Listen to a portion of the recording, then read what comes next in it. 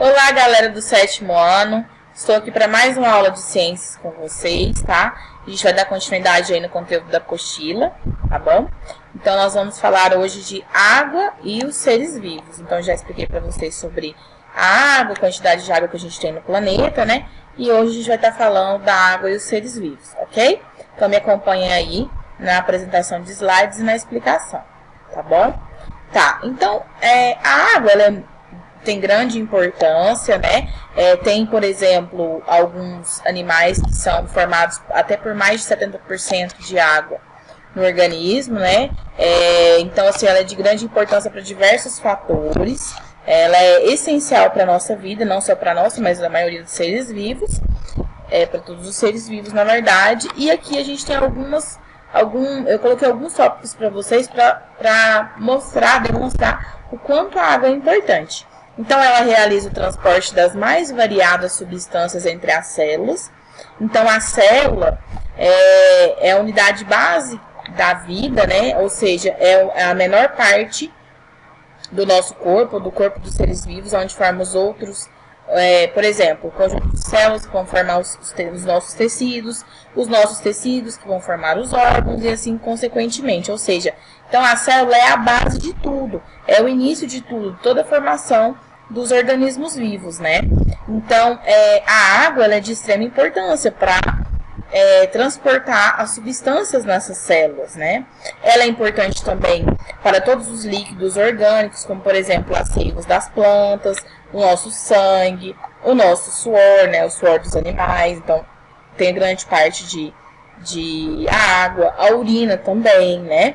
Participa de diversos processos como a nossa respiração, a nossa digestão. Então, a água, ela é muito importante, ela é essencial, né? A gente já sabe disso e a gente tem que sempre estar frisando e pensando muito na água, né? Por exemplo, os seres vivos, eles apresentam 70% da nossa massa corporal, né? Do indivíduo adulto, é composto por água. Então, é de extrema importância, né? E quando a gente perde essa água, ou uma grande quantidade dessa água do nosso corpo, o que acontece? Nós sofremos a desidratação, né? Então, a desidratação é justamente a perca excessiva de água.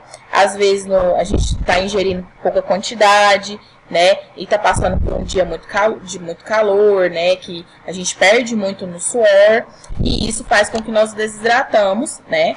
E isso desregula todo o nosso corpo.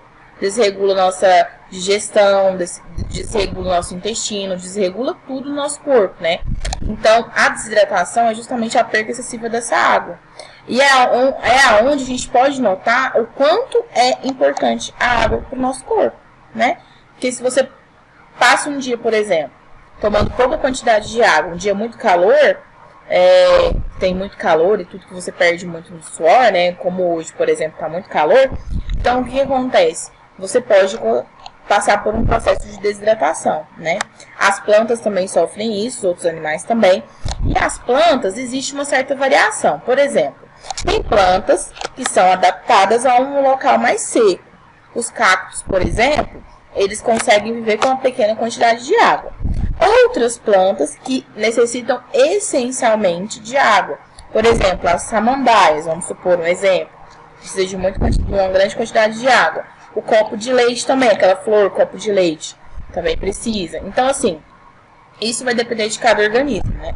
Mas nós, seres humanos, a gente também precisa de uma grande quantidade de água para o nosso corpo, né? Vamos lá. Mas para consumirmos essa água, a água deve ser potável. O que é uma água potável? Sempre limpa ou límpida também e sem contaminação, né? Não pode ter contaminação de substâncias, não pode ter micro-organismos, enfim.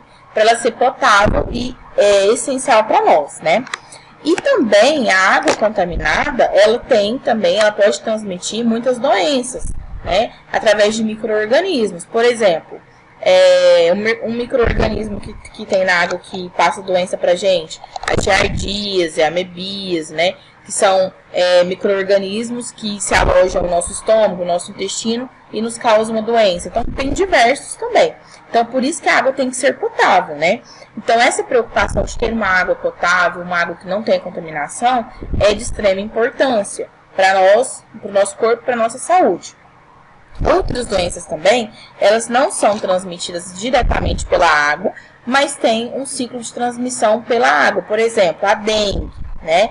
Que o Aedes aegypti coloca os seus ovos na água, né? Onde vai gerar novos mosquitos. Então, também necessita de água. Então, a água ela é essencial para tudo, mas ela também pode, né, nos causar danos. Se ela estiver contaminada, se ela estiver com algum micro-organismo. Então, por isso é de extrema importância a gente estar cuidando da nossa água cada vez mais, né? Para que não tenha esses problemas. Pronto, pessoal. Então, sobre o conteúdo da água, basicamente isso que eu queria fechar com vocês, né? E agora eu vou passar atividades aí para vocês me mandarem nessa aula no privado ou no Classroom também vocês podem estar anexando. Então, as atividades da página 49 e 50 da apostila positivo. E para fecharmos esses conteúdos todos que a gente precisa fechar aí, né? Eu preciso que vocês me mandem tanto as páginas 25 a 27 no caderno de atividades, quanto a hora do estudo das páginas 51 a 54. Então, a 25 e 27 no caderno de atividades e a 51 e 54 da apostila positivo, tá? Então, eu preciso que vocês me mandem essas atividades todas prontas, né?